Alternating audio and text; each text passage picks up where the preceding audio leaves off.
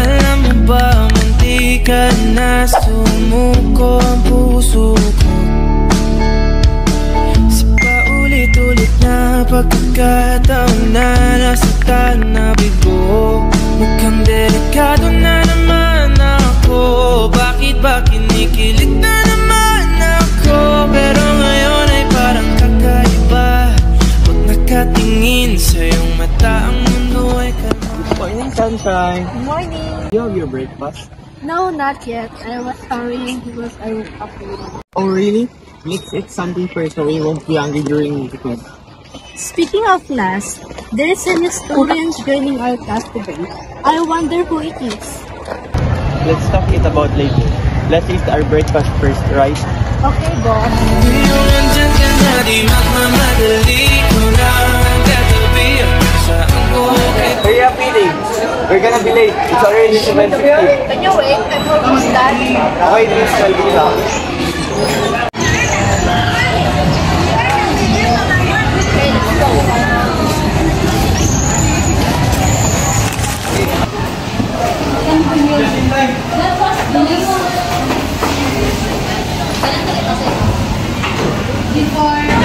Okay, class, we have a new classmate, and her name is Eunice.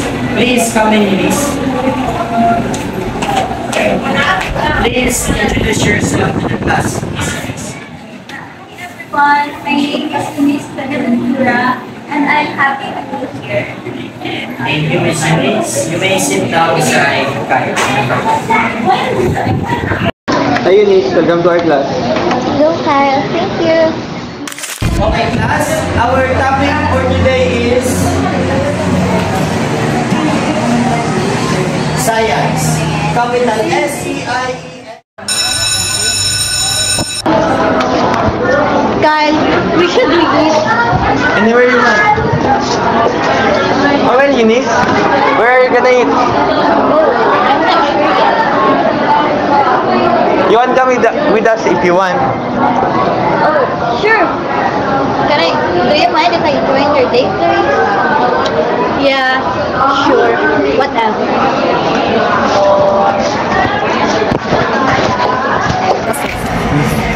So, Kyle, what do you like to do after class?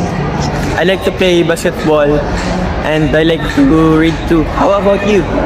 Oh, same. I love to read too. That's nice. Clarice, you're really quiet. You sure you're okay? I said I'm fine.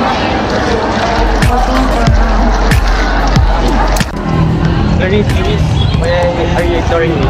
I'm not ignoring you. I'm just not feeling well. I'll get you some medicine then. No, you don't have to. I can get it my own. I'm starting to think you want him too. Am I crazy? Have I lost you?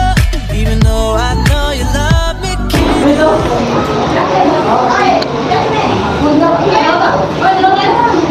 Kyle, do you have an extra ball pen? I lost mine earlier.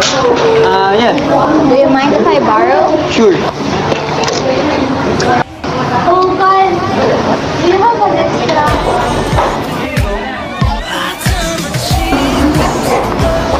I'm puffing my chest. I'm getting ready to face you. Can call me obsessed. It's not your fault that they hurt. Hey Clarice, are you okay?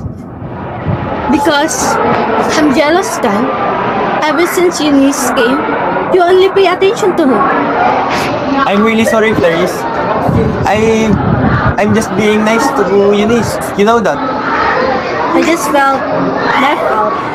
I'm really sorry, Clarice. You're important to me. If you want, I can give space to Eunice and I can give more time to you. No, it's okay. I don't want you to be homophobic. I just want to hold that you still. I do. More than you know.